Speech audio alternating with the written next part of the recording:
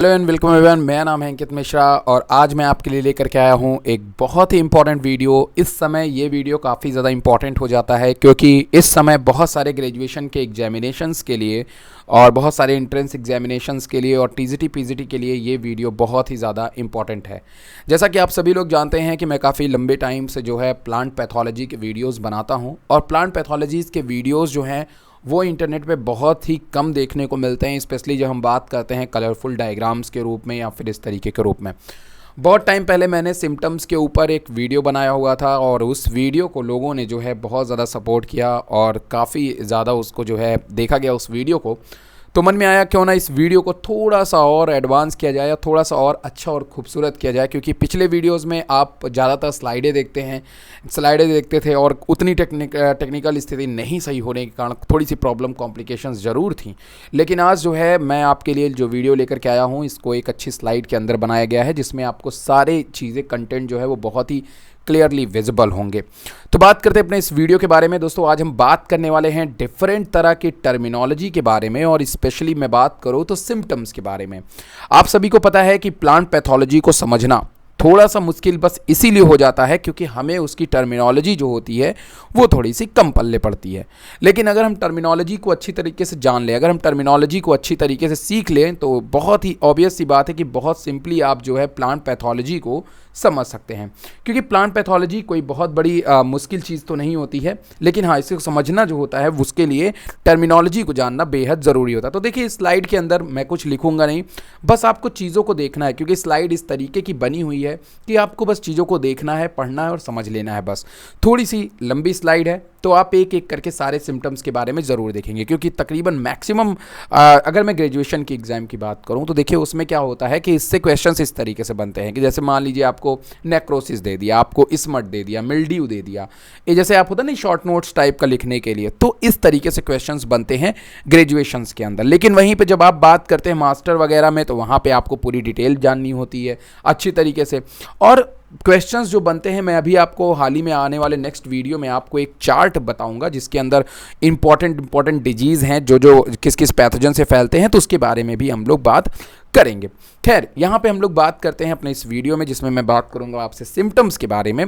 तो सबसे पहले स्टार्ट करते हैं सिम्टम्स के बारे में। तो सबसे पहले यहाँ पे अगर आप ध्यान दीजिए तो सिम्टम्स दरअसल होता क्या है।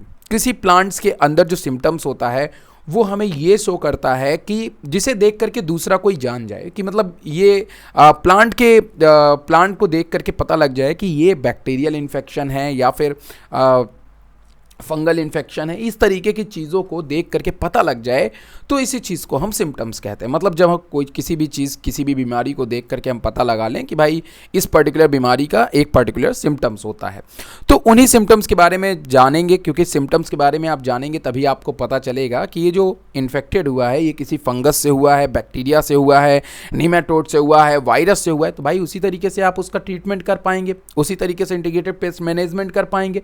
तो कहने का मेरे मतलब बस मोटा मोटा इतना है कि जब तक आपको सिम्टम्स के बारे में पता नहीं चलेगा तब तक आप किसी भी चीज़ को अप्लाई नहीं कर पाएंगे। स्पेशली अगर आपको पता नहीं चलेगा कि कौन सा फंगल इन्फेक्शन है, कौन सा बैक्टीरियल इन्फेक्शन है, कौन सा नीमेटोड का इन्फेक्शन है, you can't identify and never destroy all this pathogens without complete knowledge. ठीक है, तो आप बिल्कुल भी उसको डिस्ट्रॉय करने से तो बहुत दूर रहने वाले हैं। तो यहाँ पे यही चीज़ हमें सबसे पहले ध्यान में रखना हो कि किस तरीके का सिम्टम्स प्लांट दे रहा है। तो ये सिम्टम्स का एक नॉर्मल इंट्रोडक्शन हो गया। सिम्टम्स होस्ट में, होस्ट कौन होता है आप सबको पता है कि जिसमें कोई पैथोजन अटैक करता है तो वो पैथोजन जो होता है वो पैथोजन का जो जिस पे वो अटैक करता है वो उसका होस्ट होता है। जिस पे पैथोजन अटैक करता है वो पैथोजन का होस्ट होता है। आप सब इसके बारे में अच्छी तरीके से जानते हैं। तो सिम्टम्स को हमने बेसिकली 3 मेजर कैटेगरीज में डिवाइड किया है, necrosis, heterotrophy and hypoplasia and hypoplasia. ये 2 कंडीशंस में हमने प्लांट को डिवाइड किया हुआ है। अब यहाँ पे देखिए क्या है कि नेक्रोसिस का मतलब आप सबको जाहिर तौर पे काफ़ी हद तक पता भी होगा कि नेक्रोसिस का मतलब होता है कि किसी एक लेजन मतलब किसी एक पर्टिकुलर एरिया में जो सेल्स हैं वो मर जाएं, किसी तरीके से डैमेज हो जाएं, सेल डैमेज होना शुरू करें और धीरे धीरे समय के साथ वो मर जाएं, पूरी तरीके से डेड हो जाएं। तो वो एरिया जहाँ की सेल्स मरी रहेंगी वहाँ पर आपको टिक के जैसे होता नहीं वो मतलब स्पॉट के रूप में स्पोर्स के रूप में, आपको कई तरीके के स्मर्ट्स के रूप में, या कहीं पे ब्लिस्टर्स के फॉर्म में, मतलब जहाँ की टिश्यू पूरी तरीके से डिस्ट्रॉय हो जाए उसे हम लोग नेक्रोसिस कहते हैं। हाइपरट्रॉफी और हाइपरप्लासिया उस रीजन को कहते हैं जहाँ पे हमारे प्लांट्स के साइज में एबनॉर्मेलिटी आ जाए, कभी कभी बढ़ जाए, कभी कभी घट जाए, कभी कभी हाइपरट्रॉफी हो जाए, कभी कभी हाइपोप्लासिया हो जाए, कभी कभी हाइपरप्लासिया हो जाए, कभी कभी हाइपोप्लासिया हो जाए। तो कहने का मतलब ये है कि यहाँ पे आप यही जानेंगे। तो जैसा कि मैंने कहा कि सबसे पहले आपने इसको 3 मेजर कैटेगरी में डिवाइड किया, नेक्रोसिस, हाइपरट्रॉफी एंड हाइपोप्लासिया। कहने का मतलब प्लांट में अगर प्लांट पूरी तरह से डिस्ट्रॉय हो रहा है तो वो किस पैथोजन से डिस्ट्रॉय हो रहा है और उसका क्या सिम्टम्स है, ये हम जानेंगे नेक्रोसिस में। बाकी अगर प्लांट के साइज में, जैसे लीफ, स्टेम, रूट में अगर किसी तरह की एबनॉर्मेलिटी आती है तो वो एबनॉर्मेलिटी किस तरीके से आती है, कितनी आती है, किस में आती है, हम इसके बारे में बात करेंगे। तो सबसे पहले यहाँ पे जो हम मेजर कैटेगरी लेते हैं उसका नाम है नेक्रोसिस। अब अगर नेक्रोसिस की अगर हम बात करते हैं तो necrosis is commonest and most destructive type of infect. जैसा कि मैंने कहा कि ये एक ऐसी कैटेगरी होती है, मतलब इस टाइम पे पैथोजन, जो भी पैथोजन है वो मेजर, देखो यार पैथोजन अगर है ना तो उसका जो मेजर इफेक्ट होता है, सबसे पहला इफेक्ट वो लीफ पे आता है। क्योंकि आपको पता है कि लोग आते जाते रहते, मान लीजिए कि एग्जाम्पल के तौर पे आप कोई आम का फल तोड़ रहे हैं, तो जब आप ईंट मार रहे हैं तो पत्थर से आम की पत्ती टूट जा रही है, या कुछ भी ऐसा हो रहा है, या कोई जानवर आ रहा है पत्तियों को खा रहा है, एक पत्ती को आधा खा करके छोड़ दिया, या समथिंग अगर पत्तियों को खा रहा है तो डैमेज कर रहा है प्लांट को। तो अक्सर ज़्यादातर देखा गया है कि जो सिम्टम्स हैं वो ज़्यादातर हमें देखने को मिले हैं लीफ पे, क्योंकि लीफ ही वो रीज़न होता है जहाँ पे प्लांट्स फूड को बनाती है। तो न्यूट्रिशंस के लिए, पैथोजन के लिए वहाँ पे रहना बहुत ही ज़्यादा फेवरेबल होता है। तो इसीलिए नेक्रोसिस जो टर्म होता है वो लीफ पे भी दिखाई देता है। ऐसा नहीं मैं केवल लीफ की बात करूँ, प्लांट के सारे पार्ट इन्फेक्टेड होते हैं। इन्फेक्शन जैसे जैसे बढ़ेगा वैसे वैसे, जैसे कि भाई आपको एक जगह कैंसर होता है फिर धीरे धीरे ब्लड वगैरह के थ्रू सर्कुलेट होता रहता है वो, उसी तरीके से प्लांट में भी जाइलम फ्लोएम के थ्रू सर्कुलेशंस होते हैं, इन्फेक्शंस बढ़ते हैं। तो उन्हीं सभी चीज़ों के बारे में हम बात करेंगे। तो ये सबसे ज़्यादा डिस्ट्रक्टिव टाइप का इफेक्ट देखने को आपको मिलता है। The symptoms which are necrotic regions are follow.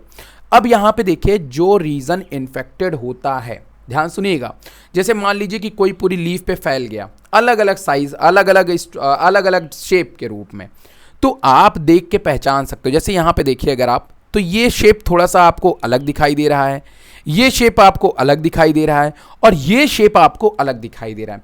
इन तीनों है नेक्रोसिस ही, बट तीनों को जो डैमेज किया हुआ है वो पैथोजन अलग अलग तरीके का है। जैसे पहला वाला जो आप देख रहे हो ये बैक्टीरियल पैथोजन है, ये बैक्टीरिया है जो लीफ स्पॉट कॉज कर रहा है। और ये जो आपको दिखा रहा है ना हिबिस्कस की लीफ में, किसमें, हिबिस्कस की लीफ में, बैक्टीरिया का नाम क्या है, स्यूडोमोनास। अब ये बैक्टीरिया हिबिस्कस की लीफ में स्पॉट ही बना रहा है, लीफ स्पॉट ही बना रहा है, क्योंकि अब हम पढ़ रहे हैं लीफ स्पॉट। नेक्रोसिस का पहला क्या है, लीफ स्पॉट। हम लीफ स्पॉट सिम्टम्स में देख रहे हैं कि लीफ स्पॉट तो सब हैं, लेकिन सभी लीफ स्पॉट अलग अलग तरीके के देख रहे हैं। तो हम आइडेंटिफाई कर सकते हैं कि इसमें से कौन सा बैक्टीरिया होगा, कौन सा फंगस होगा। सो यहां पे इसीलिए मैंने 3 चीजें रखी ताकि आप तीनों पैथोजन को अच्छी तरीके से आइडेंटिफाई करें। देखिए बैक्टीरिया का आपको थोड़ा सा दिखाई दे रहा हो, ब्राउनी बीच में है, किनारे किनारे लेजन आपको, लेकिन नेक्रोसिस का सबसे बड़ी खासियत ये होती है कि ये बीच में ज़्यादा डैमेज होते हैं, किनारे किनारे येलो कलर का, मतलब किनारे किनारे की क्लोरोफिल को ये डैमेज कर देते हैं, क्लोरोप्लास्ट को डैमेज कर देते हैं। तो जिससे पूरा रीजन जो ग्रीन होता है वो येलो में कन्वर्ट होने लगता है, जिसको क्लोरोसिस भी कहते हैं। क्लोरोफिल का डिस्ट्रॉय होना क्लोरोसिस भी कहलाता है। सो यहां पे बैक्टीरिया में ये देखने को मिला। सर्कोस्पोरा ग्राउंड नट में और पीपर में, ये 2 चीज़ों में सर्कोस्पोरा पैथोजन हर एग्जाम में रहता ही रहता है। तो tikka disease of groundnut जो है वो इसका एक बेसिक एग्जाम्पल है। यहाँ पे सर्कोस्पोरा में भी सिम्टम्स हमें देखने को मिला है, पीपर प्लांट के लीफ में हमें ये देखने को मिला है। तो अगर आप फंगस इन्फेक्शन देखेंगे तो फंगस इन्फेक्शन थोड़ा अलग दिखाई दे रहा है, बैक्टीरियल इन्फेक्शन थोड़ा सा अलग दिखाई दे रहा है।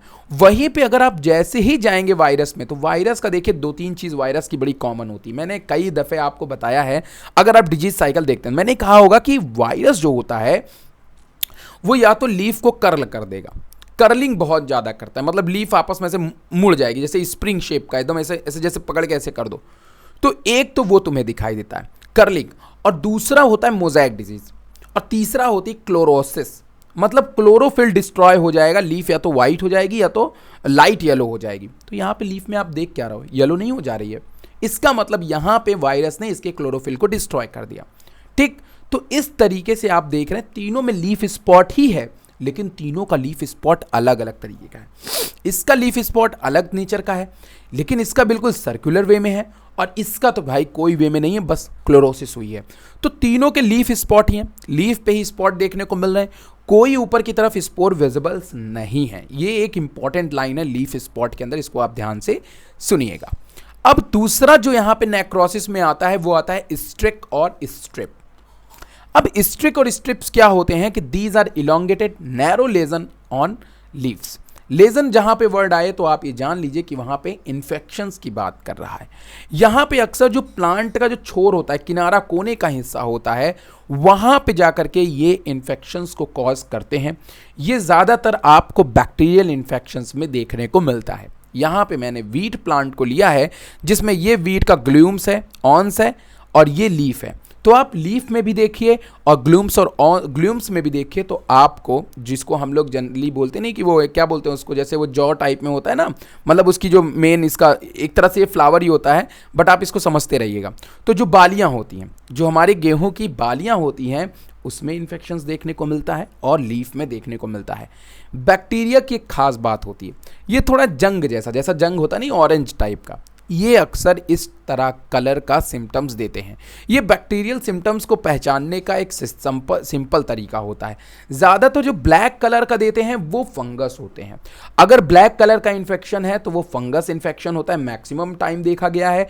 बट अगर वो ब्राउन कलर का इन्फेक्शन है तो देखा गया है कि वो हमारा बैक्टीरियल इन्फेक्शंस हो सकता है। तो ये कुछ नॉर्मल चीजें हैं जिसको आपको समझना है। तो स्ट्रिक और स्ट्राइप्स आप डायग्राम देख लीजिए, अगर आपको कहीं पे भी ऐसा इन्फेक्शन दिखाई दे तो आप समझ जाइएगा कि ये इन्फेक्शन बैक्टीरियल इन्फेक्शन है, और ये हमें वीट के प्लांट्स में दिखाई देता है।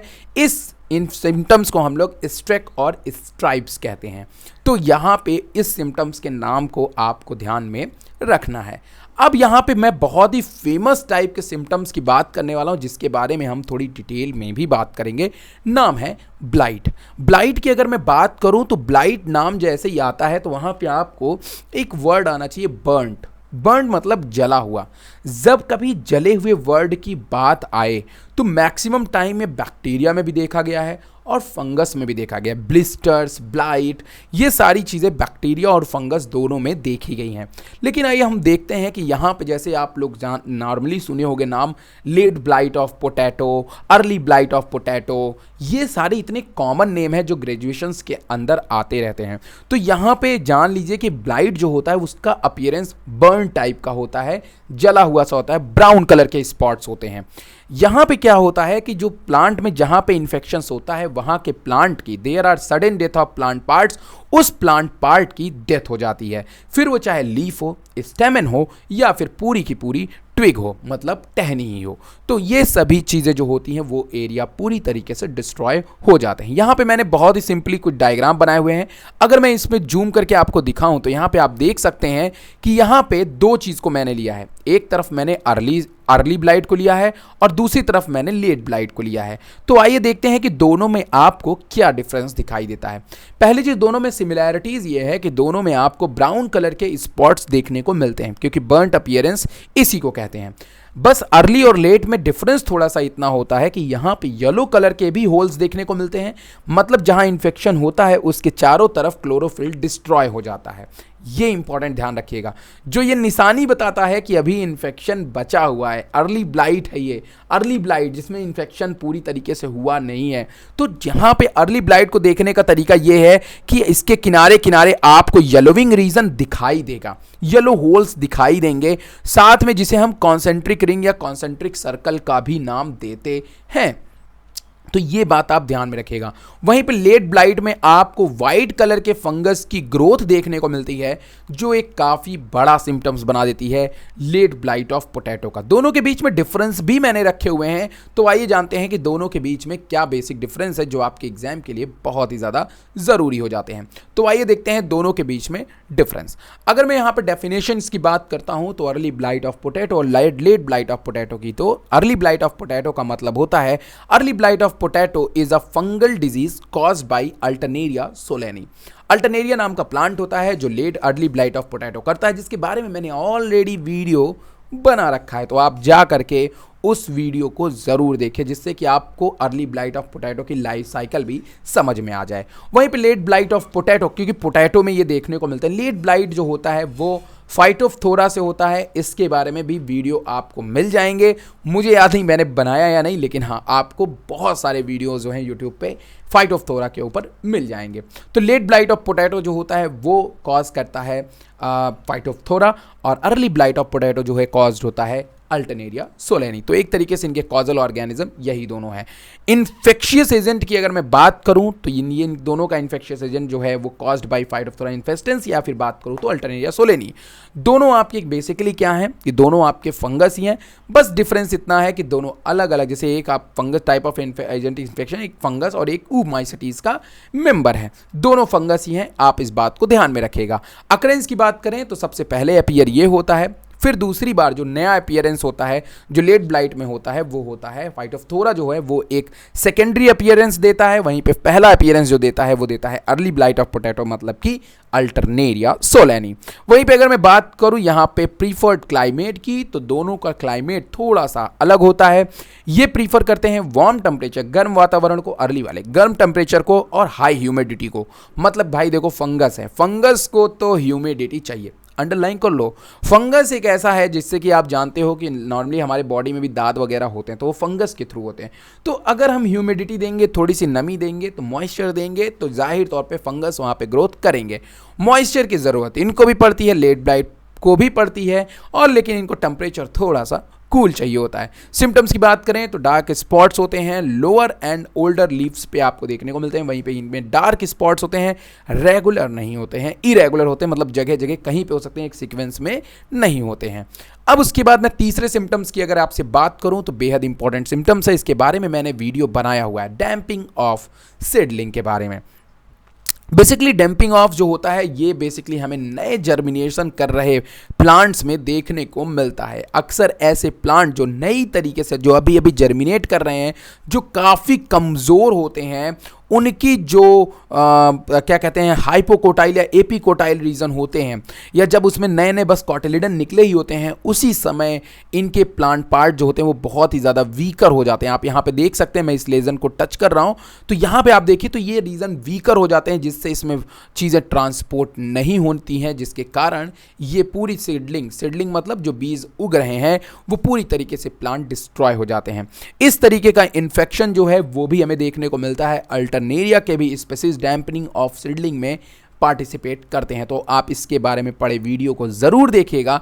ये भी फंगल इन्फेक्शंस के थ्रू होता है, जिसमें प्लांट को बेहद नुकसान होता है, क्योंकि प्लांट जर्मिनेट कर ही नहीं पाता उसके पहले, क्योंकि भाई ये प्लांट इतने मुलायम होते हैं कि उतने ज़्यादा मेच्योर ना होने के कारण इनकी सेल्स जो है पैथोजेंस को रोक नहीं पाती, कंट्रोल नहीं कर पाती है, जिसके कारण आसानी से पैथोजन इनको इन्फेक्ट करके डैम्पिंग ऑफ की तरफ ढकेल देते हैं।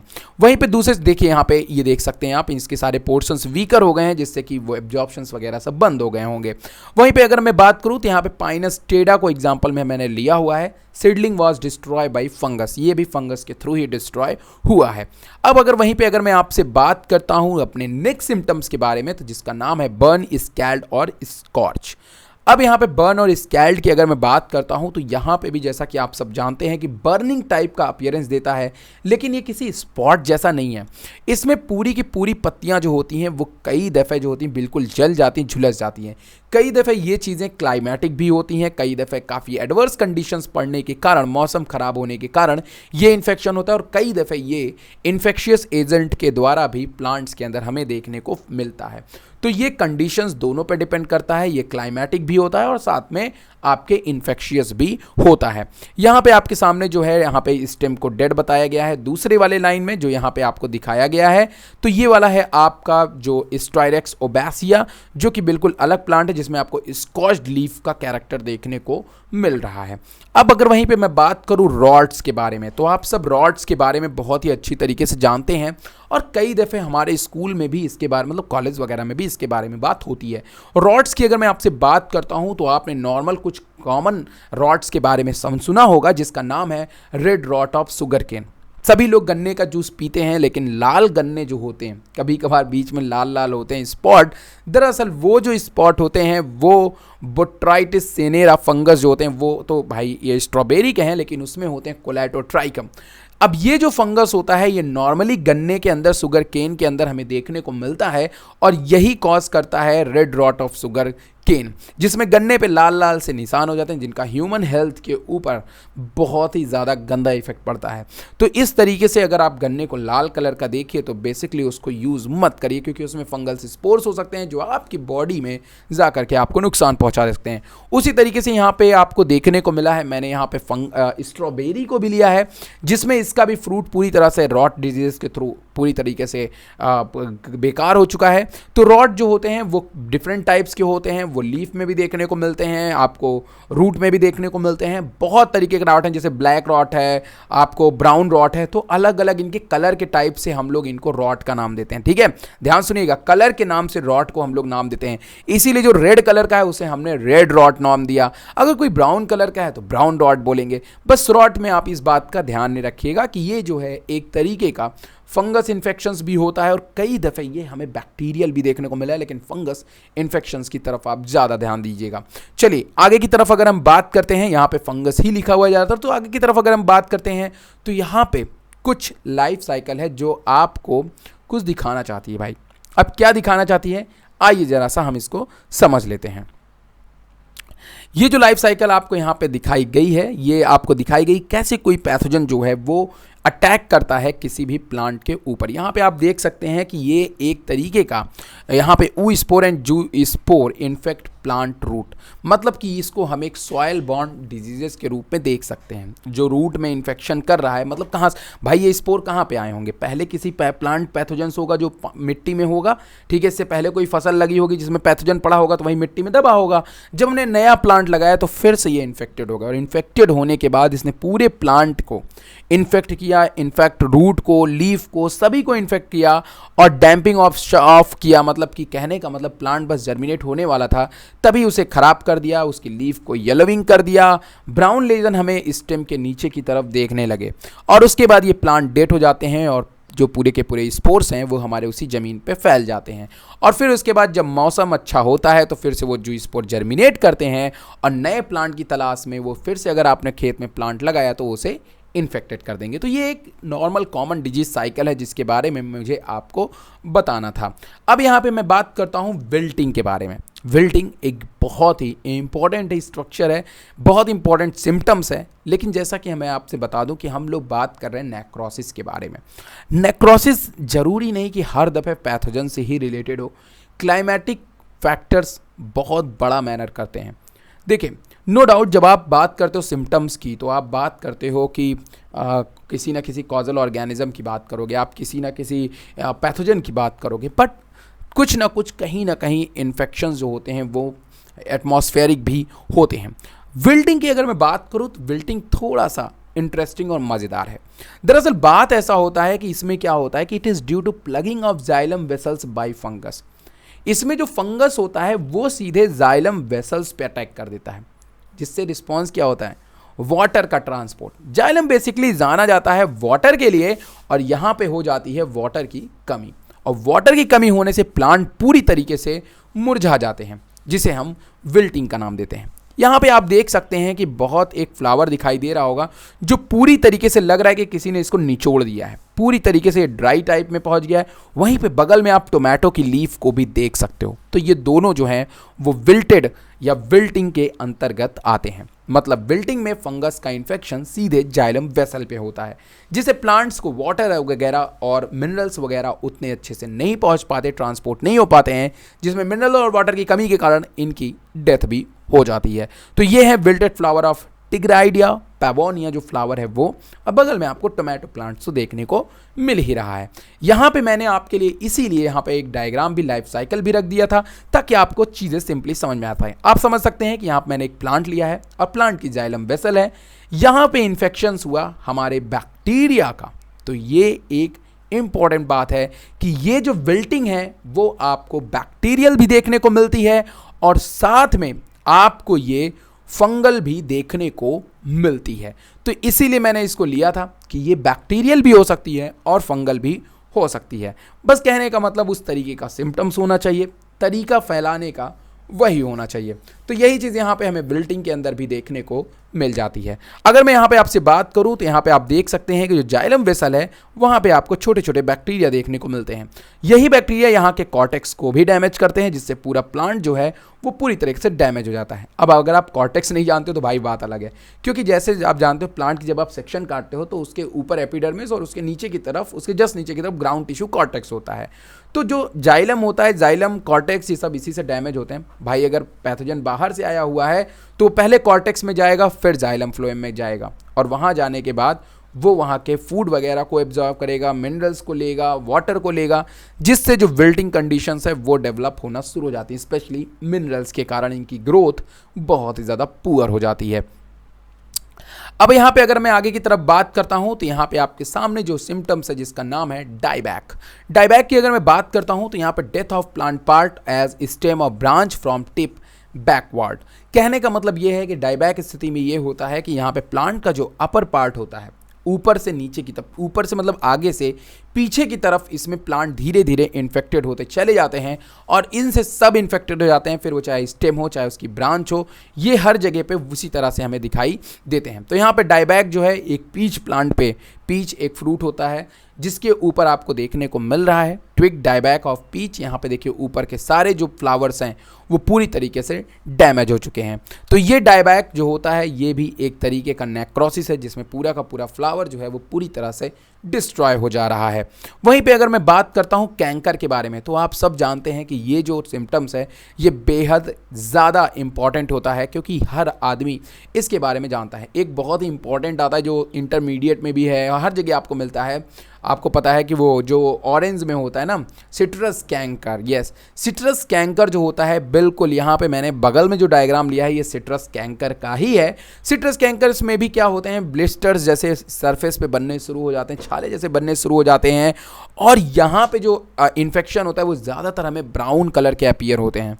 ठीक है, it is dead area in bark और कॉर्टेक्स और वुडी स्टेम। ये बेसिकली हमें वुडी स्टेम के ऊपर जो ब्राउन एरिया होते हैं वहाँ पे हमें ये देखने को मिलते हैं।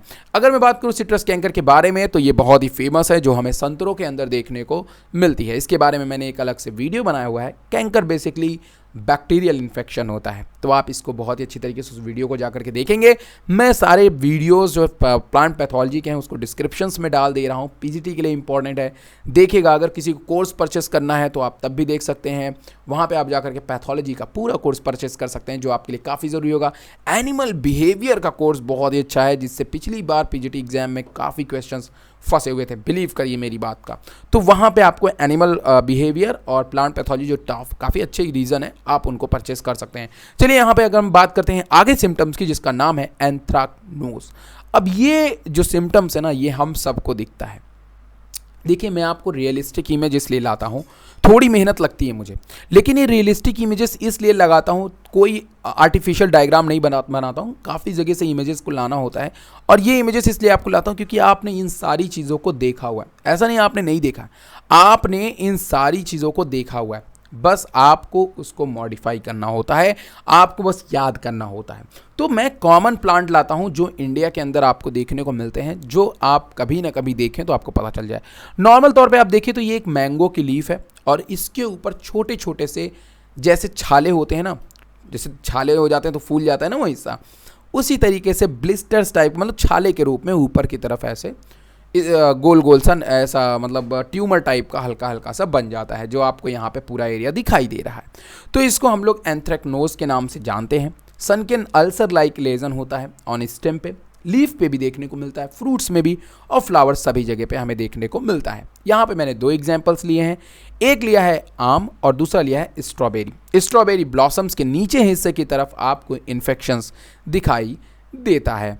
अगर उसी तरफ मैं आगे की तरफ बात करता हूँ अपने अगले सीक्वेंस की तरफ, तो बहुत ही इंपॉर्टेंट डिजीज़ के बारे में, स्कैब डिजीज़। यहाँ पे पोटैटो स्कैब के बारे में मैंने बहुत पहले एक वीडियो बनाया हुआ है, तो आप वो देखिएगा, क्योंकि वो बोर्ड एग्जाम में, ग्रेजुएशन के एग्जाम में बहुत ज़्यादा आता है। तो पोटैटो स्कैब के बारे में ज़्यादातर ये ट्यूबर रीजन में डेवलपमेंट करते हैं, पूरे के पूरे आलू को मिट्टी बना करके छोड़ते हैं, लीव्स और स्कैबी अपीयरेंस देते हैं। मिट्टी बनाने का मतलब स्पोर्स ही स्पोर्स बनाते हैं। ऊपर आपको आम दिखाई दे रहा है, तो मैंगो भी स्कैब डिजीज से ही पीड़ित है। वहीं पे नीचे की तरफ आपको पोटैटो दिखाई दे रहा है, जिसमें पोटैटो स्कैब नाम की बीमारी होती है। ये पोटैटो के अंदर हमें बहुत ज़्यादा देखने को मिलती है, तो आप इसको भी अच्छी तरीके से देख लीजिएगा। ये भी सिम्टम्स जो होते हैं वो बेसिकली हमें बैक्टीरियल टाइप के और फंगस दोनों होते हैं। स्कैब डिजीज जो होती है वो हमें देखना भाई, वीडियो आप देख लीजिएगा, मैं आपको सजेस्ट कर दे रहा हूँ, नीचे आपको लिंक दे दूंगा। आगे की तरफ मैं चलता हूं, तो यहाँ पे डिक्लाइन कहने का मतलब ये है, अब देखिए, अब जो प्लांट है ना, मतलब अब जो मैं प्लांट के नाम बता रहा हूँ आपको, जैसे डिक्लाइन हो गया, अब ये इनके नेचर के हिसाब से इनका नाम रखा गया। डिक्लाइन का मतलब प्लांट ग्रोथ पुअरली, मतलब कि डिक्लाइन मतलब नीचे की तरफ, मतलब कम, लो। तो इनकी प्लांट ग्रोथ जो होती है, अगर किसी प्लांट में ग्रोथ पुअर हो रही है तो वो एक डिक्लाइन नेचर है। लीव्स छोटी होती हैं ऐसे प्लांट की। डिफोलिएशन होता है, मतलब हमेशा लीव झड़ती रहती हैं। डाईबैक प्रेजेंट, ठीक है, धीरे धीरे वो बूढ़ी होकर के खत्म होती रहती हैं। क्लोरोसिस, क्लोरोसिस में आप सब जानते हैं कि पत्तियां जो होती हैं वो येलोइंग होने लगती हैं, डिकलरेशन होने लगता है। द ग्रीन पिगमेंट में destroy and tissue become yellow, जो टिश्यू होती हैं वो येलो हो जाती हैं। ब्लॉच, ब्लॉच जो है वो मैंने यहाँ पे आपके सामने डायग्राम बनाया हुआ है। ब्लॉच में क्या होता है, some fruit due to infection develop superficial growing appearance as blotch area. यहाँ पे क्या हो रहा है कि आप देख सकते हैं कि यहाँ पे मैंने डायग्राम को लगा दिया है। बगल में आपको कुछ एप्पल लीव्स दिखने को मिलती हैं, हिबिस्कस भी देखने को मिलता है, और बगल में आपको वाटरमेलन भी देखने को मिलता है। तो ये डिजीज़ मैंने आपको ब्लॉच के बारे में बता दिया। ब्लॉच हमें कुछ इस तरीके का अपीयरेंस देता है। वाटरमेलन के अंदर भी हमें ये देखने को मिलता है। अगर आप इसकी तरफ ध्यान दीजिए तो यहाँ पे आपको येलो येलो कलर के स्पॉटिंग्स देखने को मिलते हैं, जो दिखाते हैं कि इनकी ग्रोथ आपकी कहाँ तक हुई है। वहीं पे अगर मैं बात करूँ तो वाइट ब्लिस्टर्स और पस्ट्यूल्स के बारे में, तो आप ध्यान सुनिएगा मेरी बात को। तो यहाँ पे अगर आप देखिए तो वाइट ब्लिस्टर्स, जैसे आप ब्लिस्टर्स की बात देखते थे, वाइट ब्लिस्टर क्योंकि एक ब्राउन ब्लिस्टर्स होता है जो बेसिकली बैक्टीरिया कॉज करता है, उसी तरीके से यहाँ पे आपको वाइट ब्लिस्टर देखने को मिलते हैं प्लांट पे, जो शाइनी वाइट कलर के होते हैं, वो स्पोर्स भी होते हैं और कई दफ़े वो उस तरह का सिम्टम्स भी देते हैं। Shining white blisters like pustules which break open at maturity, और धीरे धीरे करते करते क्या होता है कि पूरी लीफ को ही डैमेज कर देते हैं। तो वाइट ब्लिस्टर्स और पस्ट्यूल्स जो है वो भी एक तरीके का सिम्टम्स है प्लांट पैथोलॉजी के अंदर। अब आगे की तरफ अगर मैं बात करूं तो मैं बात करूंगा आपसे स्मट के बारे में। तो यहाँ पे आप देख सकते हैं ये ब्रासिका का प्लांट है, और ये आपको जो है नॉर्मल जो आप नेनुआ वगैरह की बात करते हैं उसका प्लांट है। तो ये आप अगर यहाँ पे ध्यान दीजिएगा, तो हम अगर बात करते हैं स्मट के बारे में, तो smut, loose smut, covered smut, आपने काफ़ी नाम सुना होगा। उसी तरीके से स्मट डिजीज़ के भी काफ़ी हद तक जो है काफ़ी पॉपुलर डिजीज़ के रूप में जानी जाती है। इसका सिम्टम्स जो होता है, इसमें क्या होता है कि जहाँ पे भी ज़्यादातर ये ऐसे एरिया में डैमेज होते हैं जहाँ पे फूड रिसोर्सेज सबसे अच्छा होता है। तो कहाँ फूड रिसोर्सेज अच्छा होगा, अगर कोई सीड वाला प्लांट है, जैसे कोई सीरियल्स है, जैसे कोई जैसे वीट है, राइस है, तो ज़्यादातर ये ऐसे प्लांट के पार्ट पे इन्फेक्ट करेंगे जहाँ पे ग्लूकोज वगैरह काफ़ी अमाउंट में, मतलब सुक्रोज वगैरह, मतलब न्यूट्रिशन वगैरह काफ़ी अमाउंट में हो।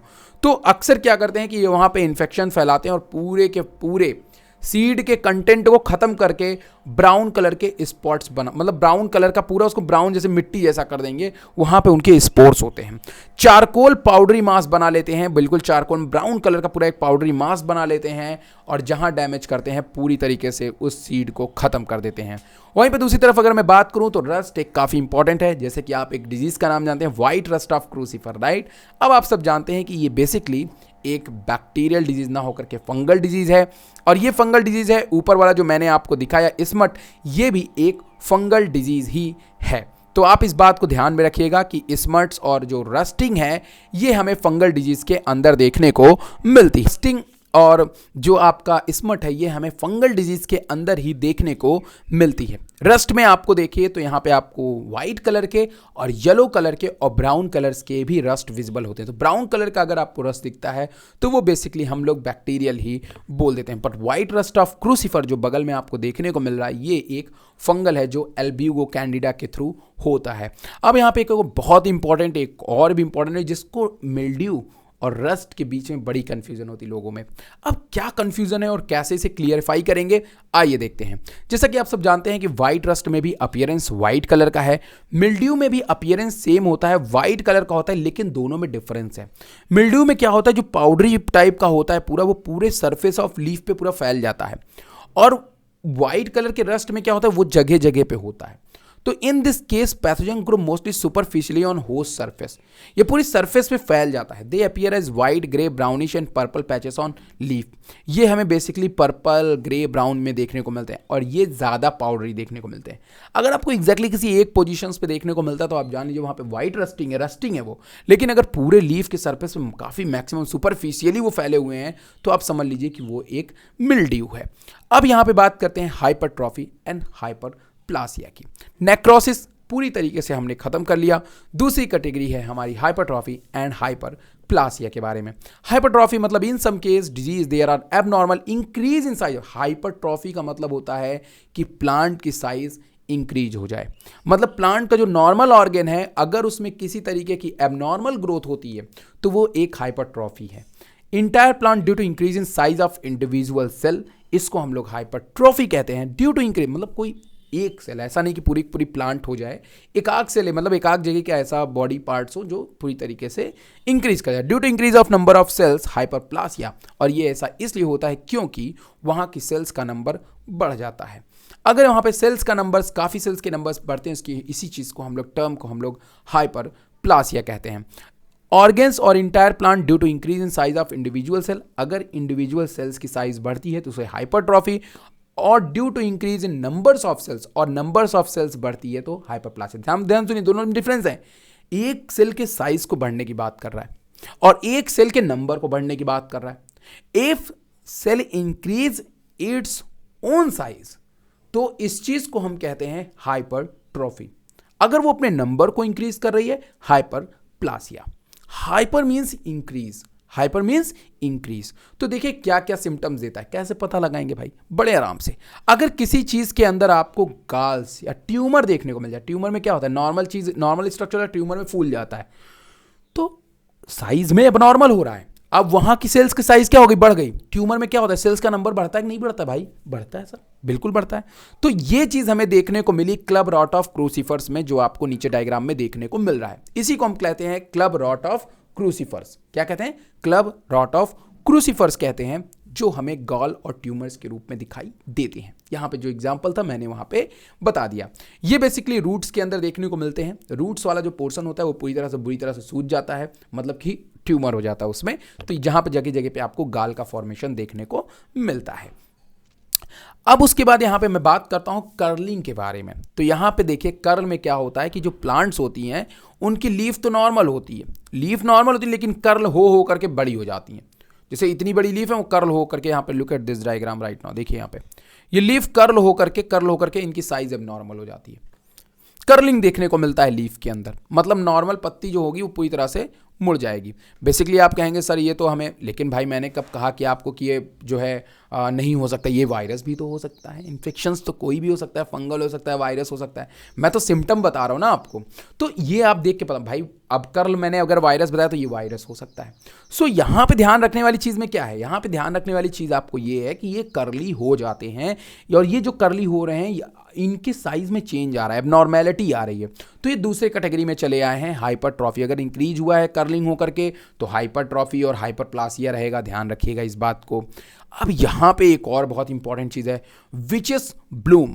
यहाँ पे क्या होता है कि जो पेड़ होती है उसकी ब्रांचेस पे झाले झाले से बन जाता है। जैसे आप देखिए यहाँ पे, आप अगर ध्यान से देखिए तो यहाँ पे लुक एट दिस प्लेस, यहाँ पे बिल्कुल जैसे होता नहीं, जैसे वो टहनियाँ पूरी जगह जगह पे इकट्ठी हो जाती हैं, जो मतलब ऐसे जैसे भूसे जैसे, मतलब एकदम जैसे क्या बोल सकते हैं उसको, पूरी टहनियों का, मुलायम टहनियों का एक गुच्छा जो क्लस्टर्स होता है वो पूरा प्लांट के ऊपर मतलब जगह जगह पे मौजूद हो जाता है। इस चीज़ को हम लोग विचेस ब्लूम का नाम देते हैं। The Bloom Bloom very often appear in upright of cluster small suits, जो छोटे छोटे स्मॉल सूट्स होते हैं वो पूरे क्लस्टर्स के फॉर्म में हो जाते हैं और वो पूरे प्लांट्स पे लग जाते हैं। ये हमें वायरस में भी देखने को मिलता है, ये हमें जो है बहुत जगह पे देखने को मिलता है। बहरहाल ये एक एक्स्ट्रा ग्रोथ होती है, ये प्लांट की साइज को इंक्रीज कर रही है, तो इस तरह से ये भी एक हाइपरट्रॉफी कंडीशंस के अंदर आती है। तो ये आपके नॉर्मल साइज से, नॉर्मल सूट से थोड़ा सा अलग होती है। अब वहीं पे अगर मैं बात करूं इलोंगेटेड इंटरनोड, तो नाम से ही क्लियर है कि यहाँ पे इंटरनोड अपनी साइज, इंटरनोड की साइज जो नॉर्मल होनी चाहिए वो थोड़ी सी ज़्यादा हो जाती है। इस तरह के प्लांट को हम लोग इटियोलेटेड प्लांट कहते हैं। ऐसे प्लांट की साइज तो बड़ी हो जाती है लेकिन इनकी लीफ बहुत छोटी होती है, जिसके कारण इनकी ग्रोथ बहुत ही बेकार क्वालिटी की होती है। प्लांट्स की ग्रोथ, उसकी लंबाई उस प्लांट के हिसाब से रहे तो ज़्यादा बेहतर है, लेकिन जब प्लांट अचानक से लंबा बहुत ज़्यादा हो जाता है लेकिन उसकी लीफ छोटी रहती है तो उसके डेवलपमेंट में फ़र्क पड़ता है। इसी को हम लोग इटियोलेटेड कहते हैं और ये चीज़ भी हमें हाइपरट्रॉफी के अंदर देखने को मिलती है। अगर मैं बात करता हूँ फ्लोरा एबनॉर्मेलिटीज़ की, तो इसमें क्या होता है कि बहुत सारे जो फ्लावर्स होते हैं वो बहुत बड़े बड़े हो जाते हैं, फ्लैशी हो जाते हैं, और यहाँ के जो स्टेमन होते हैं, that is liquid this stamen are converted into leafy structures. यहाँ पे जो स्टेमन होते हैं वो लीफ बनना शुरू हो जाते हैं। तो ये चीज़ आप ध्यान में रखिएगा कि स्टेमन कन्वर्टेड इनटू लीफ, अगर ऐसा होगा तो प्लांट के अंदर रिप्रोडक्शन कौन करेगा? तो ये फ्लोरल एबनॉर्मेलिटीज के अंतर्गत आते हैं। लीफ बनने के कारण इनके पत्तियां, फूल बड़े बड़े से दिखने लगते हैं, तो ये भी एक तरह की एबनॉर्मेलिटीज है। अब यहां पे हम आते हैं अपनी तीसरी कैटेगरी पे, जिसका नाम है हाइपोप्लासिया। लिखा दूसरा पर है तीसरा, ठीक है। हाइपोप्लासिया मतलब कि हाइपर के अंदर हमने देखा नंबर्स ऑफ सेल्स इंक्रीज होती थी, but there are numbers of cells decrease होंगे।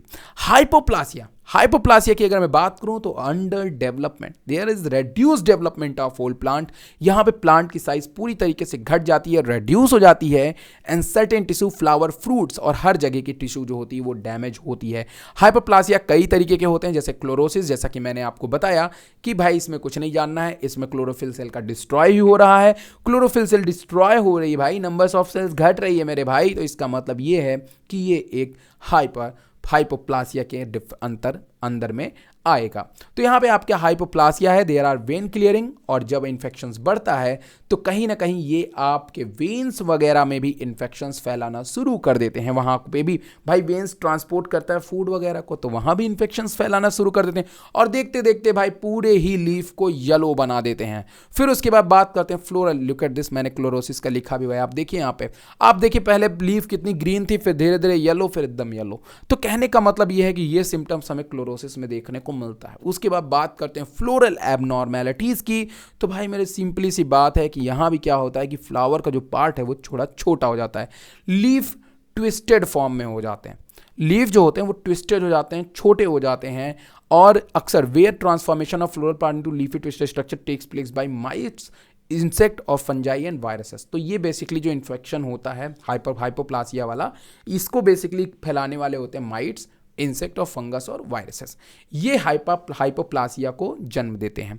रिडक्शन ऑफ ऑर्गन, भाई सिंपली सी बात है, आप सबको पता होगा कि जो हमारे प्लांट्स हैं उनमें रिडक्शन ऑफ ऑर्गन, हाइपोप्लासिया है तो हर जगह रिडक्शन ही देखने को मिलेगा। इसमें लीफ एंड फ्लावर में रिड्यूस्ड इन साइज, जिसमें लीफ और फ्लावर का साइज कम हो जाता है, और रिड्यूस होने के कारण इसको हम लोग हाइपोप्लासिया की कैटेगरी में रखते हैं। बेसिकली वायरस जो होते हैं वो हाइपोप्लासिया को ज़्यादा फेवर करते हैं, तो इस बात को आप ध्यान में रखिएगा, ठीक है। वायरस हाइपोप्लासिया को फेवर करते हैं, फंगस जो होते हैं वो हाइपरट्रॉफी को फेवर करते हैं, और एल्ब्यूगो कैंडिडा जो है, अगर आप हाइपरट्रॉफी को पढ़ते हैं तो white rust of crucifer hypertrophy में आता है, ठीक है। इसका एक एग्जाम्पल है, आप इसको ध्यान में रखिएगा। अब उसके बाद हम आते हैं वायरस द्वारा फैलाए गए कुछ डिजीज के बारे में। वायरस जो है जिस डिजीज को कॉज करता है उन डिजीज का पहला नाम है मोज़ेक डिजीज। मोज़ेक डिजीज जो होता है उसमें जो लीफ होती है वो थोड़ी सी करली हो जाती है, ग्रीन लीफ कन्वर्ट होना शुरू हो जाती है येलो लीफ के अंदर, और वाइट से स्ट्रक्चर्स बनने शुरू हो जाते हैं, वाइट से स्पॉट्स बनने शुरू हो जाते हैं, जिसको हम लोग बेसिकली मोज़ेक डिजीज का नाम देते हैं। आपने टोबैको मोज़ेक डिजीज का नाम सुना ही होगा, हर कोई जानता है इसके बारे में, तो वो भी है, और बहुत सारे मोज़ेक डिजीज है। यहाँ पे मैंने एक एग्जाम्पल पत्तियों का लिया, देखिए ये नॉर्मल लीफ है, धीरे धीरे इसमें देखिए यहाँ पे हल्का सा इन्फेक्शन हुआ, फिर धीरे धीरे इन्फेक्शन फैलता रहा, और लास्ट टाइम पूरी तरह से अगर आप देखिए तो प्लांट जो है वो थोड़ा सा लीफ करली हो गया है और लीफ पूरी तरीके से डिस्ट्रॉय हो गया, येलो रीजन थोड़ा सा बढ़ने लगा है, इसको हम लोग मोज़ेक डिजीज का नाम देते हैं। फिर उसके बाद हम बात करते हैं मॉटल की। Mottle it is kind of mosaic where irregular light dark area develop.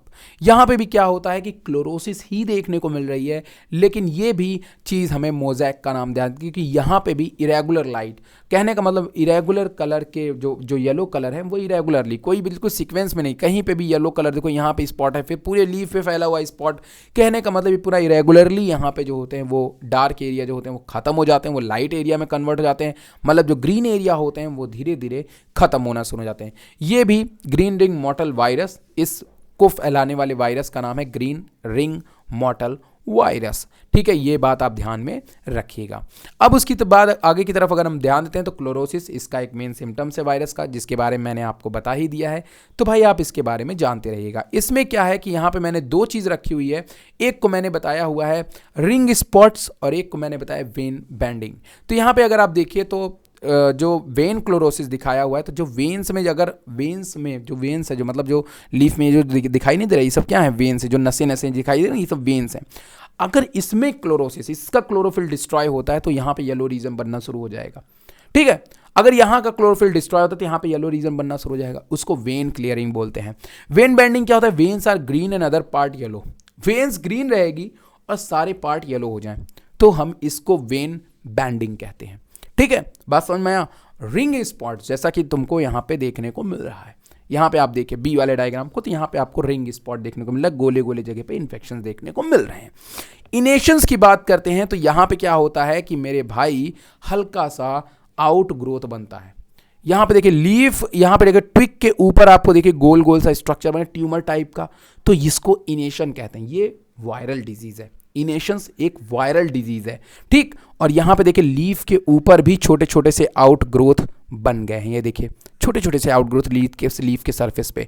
तो हम ये कह सकते हैं कि यस डेफिनेटली जो हमारे लीफ होते हैं वहाँ पे इनेशंस देखने को मिलते हैं, ट्विक पे इनेशंस देखने को मिलते हैं, और इनेशंस एक वायरस इन्फेक्शंस है। अगर नेक्स्ट वायरस इन्फेक्शंस की बात करें तो लीफ कर्लिंग, आप देख सकते हैं कि यहाँ पे लीफ बुरी तरीके से कर्ल हो गई है। ये पपाया लीफ होती है और आपको पता है पपाया लीफ काफ़ी बड़ी लीफ होती है और ये कर्ल होकर के बहुत छोटा सा स्ट्रक्चर, मतलब भाई सिकुड़ करके छोटा सा बन गया। यहाँ पे Carica papaya plant showing severe leaf curl, मतलब कि काफ़ी खतरनाक इसको लीफ कर्लिंग है और इन्फेक्टेड हुआ है, और जिस वायरस से इन्फेक्टेड हुआ इस वायरस का नाम है लीफ कर्ल गेजाइरा वायरस से। वहाँ पे बगल में आप देखिए कि इसी चीज़ को हम लोग सू स्ट्रिंग के नाम से भी जानते हैं। बगल में जो नेक्स्ट है सू स्ट्रिंग, मतलब एक और कैटेगरी है वायरस को इन्फेक्शन को सिम्टम्स देने की, उस सिम्टम्स का नाम है सू स्ट्रिंग। अगर आपको ऐसा सिम्टम्स किसी लीफ के ऊपर देखने को मिले, ब्लूबेरी लीफ के ऊपर अगर आपको देखने को मिले, तो आप जान लीजिए मेरे भाई कि इसको हम लोग सू स्ट्रिंग के नाम से जानते हैं, और इस वायरस का नाम है ब्लूबेरी सू स्ट्रिंग वायरस। जिससे ये होता है इनके पूरी मिडरिप पोर्शंस के पास में इन्फेक्शंस पूरी तरीके से फैल जाता है, जिसके हम लीफ लैमिना भी कहते हैं। पूरे लीफ लैमिना के पास में इन्फेक्शंस फैल जाता है, कलर डीकलरेशन हो जाता है, चेंज होने लगता है। स्टंटिंग की बात करते हैं तो यहाँ पे आप देख सकते हैं general growth affected resulting shorter in size, इसमें लीफ की साइज छोटी हो जाती है, और ये बेसिकली हमें कुकरबिट्स या कद्दू वगैरह के भी प्लांट्स में देखने को मिलते हैं। तो ये आप ध्यान में रखिएगा, इसमें भी क्लोरोसिस का सिम्टम्स देखने को मिल भी रहा है। तो इसको हम लोग स्टंटिंग कहते हैं। इसमें प्लांट की जो लीफ वगैरह प्लांट्स होते हैं वो छोटे हो जाते हैं। उसके बाद यहाँ पे अगर हम बात करते हैं नेक्स्ट सिम्टम्स की, तो इसको कहते हैं विरसेंस। अब अगर मैं विरसेंस की बात करता हूँ तो यहाँ पे जो आपके फ्लावर और जो पेटल होते हैं वो ग्रीन होने लगते हैं। ये भी लो भाई, ये अलग ही है, मतलब ग्रीन से येलो हो रहा था, अब ये ग्रीन येलो को ग्रीन कर रहा है, मतलब ये इनके जो पेटल हैं convert turn on to green colour. जितने भी फ्लावर के पेटल भाई साहब ग्रीन नहीं होते हैं, बेसिकली अट्रैक्टिव होते हैं, रेड होते हैं, येलो होते हैं, ये भाई साहब ग्रीन बनाना शुरू कर दिए। Tumour gall like structure developing on root और स्टेम, भाई आपको बता ही दिया है कि कैसे बनते हैं ट्यूमर, जैसे रूट वगैरह में बना था ना, अभी बताया था आपको, तो वो भाई ट्यूमर बनाते हैं। लिटिल लीफ को छोटा कर देते हैं कई दफ़े, तो वो भी है। विचेस ब्रूम को भी कॉज करते हैं वायरस, तो ये भी आप इसको ध्यान में रखिएगा। तो यहाँ पे आशा करता हूँ होप आपको सभी वीडियो के सिम्टम्स अच्छी तरीके से समझ में आ गए होंगे, और ज़्यादातर मैक्सिमम सिम्टम्स तकरीबन सारे सिम्टम्स आपके सामने मैंने रख दिए, क्योंकि फंगल के सिम्टम्स तो ईजी हैं, उनको हम जानते हैं। पर देखिए मैं आपको क्या बताया था शुरुआत से, अब मेरी बात को थोड़ा सा ध्यान समझिएगा, अगर आप वीडियो को लास्ट तक देखें तो आपके लिए काम की बात है। ध्यान सुनिएगा। मैंने सबसे पहले 3 कैटेगरीज को डिवाइड किया। पहले मैंने कॉमन डिजीज़ की बात करी, जो वायरस भी दिखाता है, फंगस भी दिखाता है, बैक्टीरिया। मैंने वायरस को इसलिए मेंशन किया क्योंकि वायरस की डिजीज़ को जानना ज़रूरी है, क्योंकि इनके सिम्टम्स बहुत कॉमन होते हैं। जैसा कि देखा, क्लोरोसिस भी देखने को आपको ज़्यादातर में मिलता है, मोज़ेक देखने को मिलता है, मैक्सिमम वाले में तुम्हें ये देखने को मिलेगा। तो आशा करता हूँ ये वीडियो आपको पसंद आया। पसंद वीडियो को लाइक करिएगा, चैनल को सब्सक्राइब करिएगा, शेयर करिएगा। Thank you very much.